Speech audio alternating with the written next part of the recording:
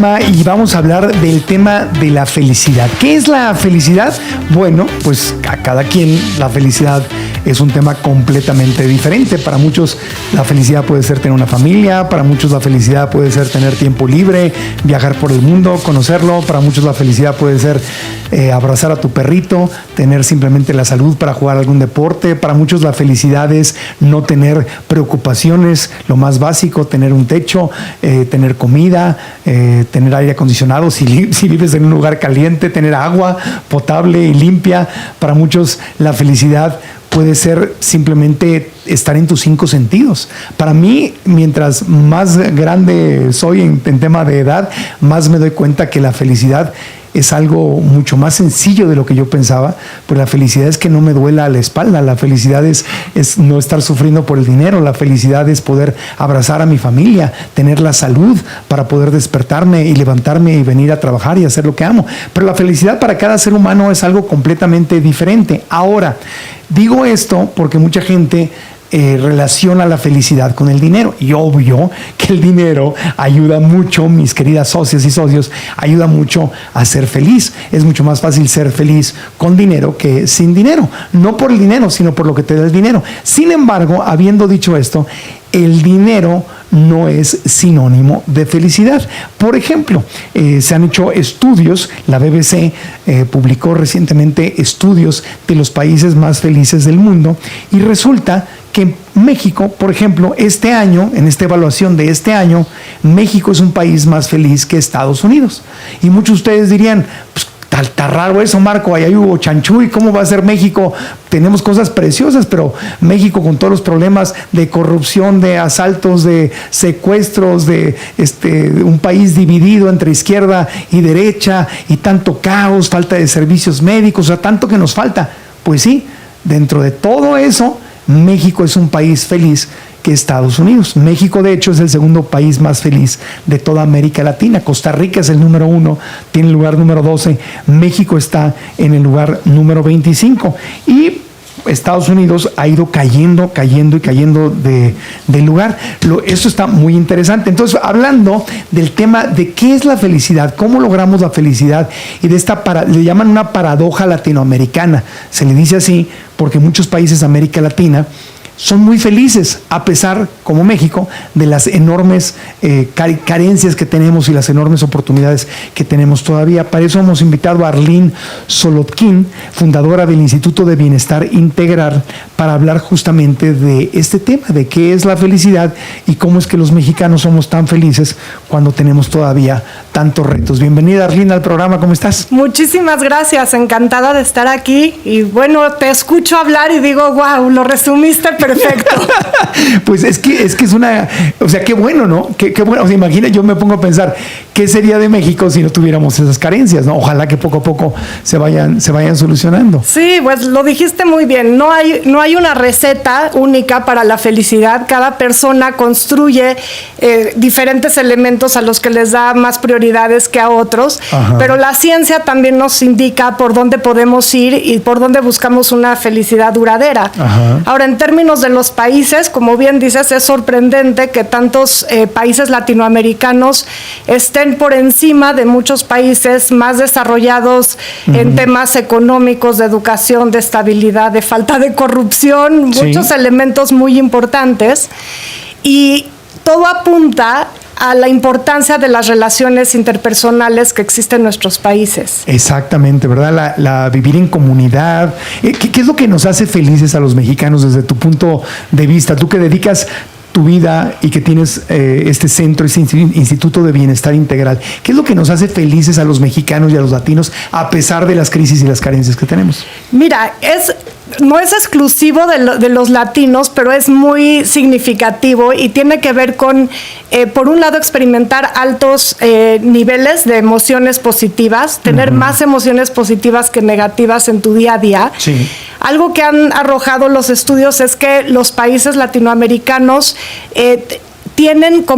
ponen más atención en su vida, en su círculo cercano, lo que hace que haya como un factor de protección ante lo que sucede allá afuera en el mundo. Sí. Y finalmente, por ejemplo, el estudio mundial de la felicidad es un estudio en donde la gente reporta su bienestar subjetivo. Entonces, por eso hay esta gran diversidad de formas de pensar y esta clasificación para los países latinoamericanos. Claro, yo viví 20 años en Estados Unidos, nací en frontera, soy de Tijuana, entonces pues nací con las dos, hablando los dos idiomas, dos nacionalidades, etcétera, etcétera. Y eso es algo que siempre me llamó mucho la atención. Estados Unidos pues es un país maravilloso en muchas cosas, pero es un país, para mí como latino, es un país muy frío. Es un país en donde es fácil sentirte solo. Y justamente yo lo que veía era eso, que es un país donde ganar dinero es muy importante y creo que está todo dar, o sea, hay mucho que aprenderles en ese sentido. Pero las relaciones humanas no son una prioridad. Sí. Y eso crea una vida muy triste, muy sola, muy vacía. La verdad es que realmente comparto contigo la experiencia de haber vivido lejos también en Estados Unidos bastantes años. Y sí, la calidez de la gente es algo que incluso los extranjeros cuando vienen a México te dicen, es que la gente, la amabilidad, la calidez es lo que hace una gran diferencia. Las relaciones son como más espontáneas, hay una tendencia a tener como más intimidad en la relación que lo que se da en otras culturas, que es como más transaccional. Yo me acuerdo mucho con mi hija que pertenecía a clubes de voleibol y no sé qué, cuando vivíamos allá, y era mucho para pertenecer y hacer networking y para tener después una meta que alcanzar. Y en México y los países latinos las relaciones interpersonales tienen mucho que ver con el hecho de que se siente bien estar en comunidad. Y está muy vinculado eso con todo lo que hablas de la soledad y la gran epidemia que se está viviendo en muchos países anglosajones. Claro, a mí me pasaba mucho en Estados Unidos que pues me llevaba trabajando toda la semana y de repente el fin de semana me sorprendía sin planes, ¿verdad? Y al no tener planes era un rollo y tenía amigos, estaba en la universidad, conocía gente del estudio de yoga, qué sé yo, vecinos, gente. Sin embargo, hacer un plan de última hora, es viernes por la tarde, salí de trabajar, ok, ya no planeé nada, no tengo ni date, ni hice plan con amigos, ni, oye, quiero ir al cine, a ver, ¿a quién le llamo para ir al cine? O sea, era un logro encontrar a alguien para ir al cine, era un logro encontrar a alguien para desayunar mañana, sábado por la mañana. O sea, ahorita, por ejemplo, es martes, ¿no? Y tengo, mi problema es, ¿a quién le voy a decir que sí para los planes del fin de semana? ¿Y a cuántos que no? Porque no puedo con tantos. Claro, ¿no? ¿Cuántos que sí? Cuando me están diciendo, mi amiga Fernanda me dice, oye, Marco, ¿qué onda? El sábado vamos a jugar pádel, y otro amigo también, oye, no, y el domingo no sé qué tanto, y me están llamando. Eso es algo muy bonito de nuestra cultura latinoamericana. Las relaciones humanas, el estar cerca de alguien, juntarme con la familia, con los amigos, sentarnos a reírnos, a contar chistes, a hacer un deporte, a convivir, es una prioridad. Totalmente. Y fíjate que hay, estudios en Harvard, el estudio longitudinal más grande de la historia que se ha hecho en Harvard, que resalta muchísimo la importancia de las relaciones interpersonales como el factor predictor número 1 de la felicidad. Dan Buettner, que tiene un programa, ahora recientemente una serie en Netflix, por ejemplo, que vale la pena ver, estudió también cuáles eran los factores en todos los países donde hay gente que alcanza a tener 100 años y gente que vive mejor.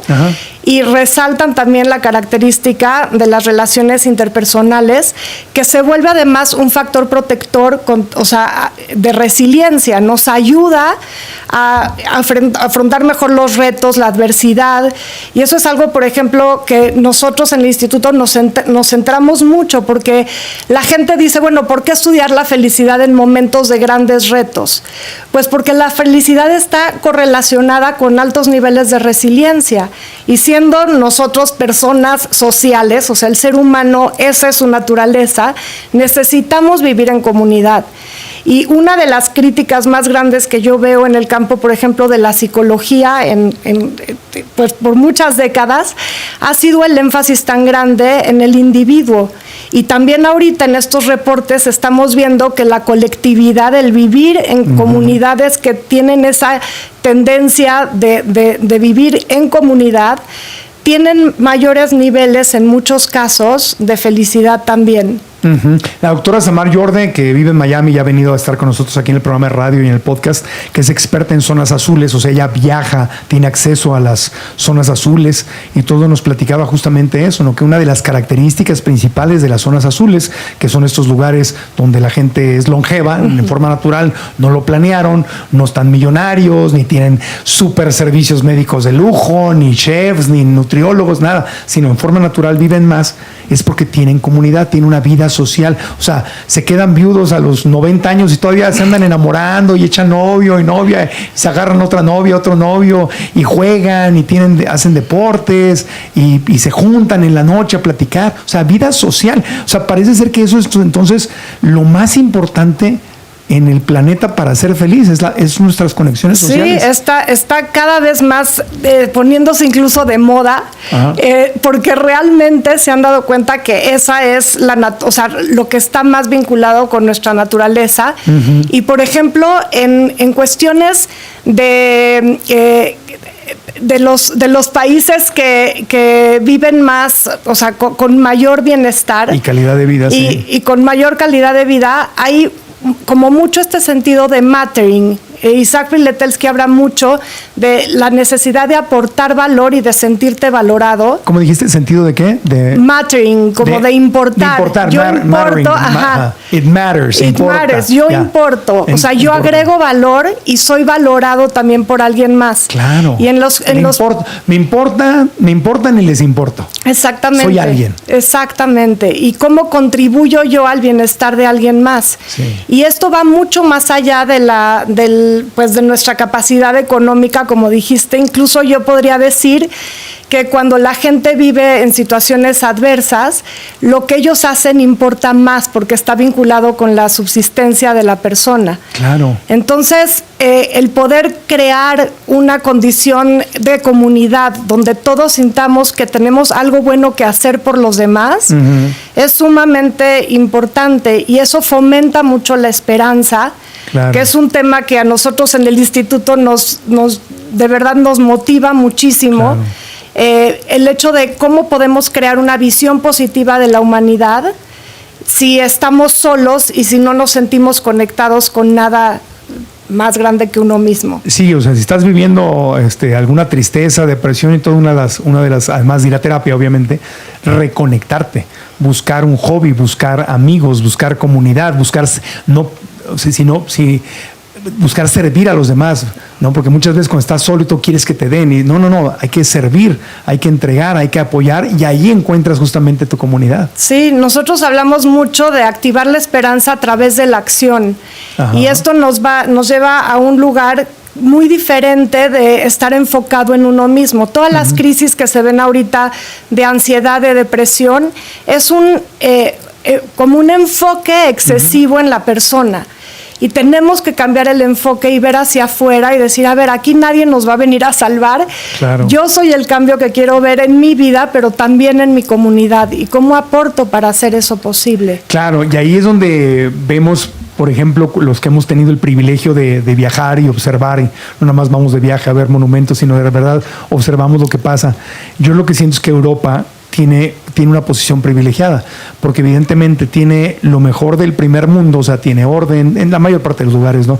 Tienen orden, tienen seguridad, o sea, hay servicios sociales, o sea, están bien financieramente y en su orden están bien, pero además tienen comunidad. La comunidad es una prioridad. Entonces, Estados Unidos tiene mucho dinero, mucho orden, no sé qué, pero es un país desconectado. México tiene mucha comunidad, pero nos falta orden financiero, estructural, etcétera, etcétera.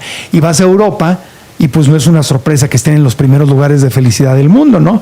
Porque justamente en Europa, así hasta los países escandinavos, hasta los países de culturas más frías, el salir al cafecito, a la calle, a convivir. Así está lloviendo, estás en Londres y yo vi que estaba en Londres y empieza a llover y dije, se van a meter todos. No, la gente sigue, llueve todo el día y ellos andan todo el día en la calle con su paraguas y se adaptan con sus impermeables.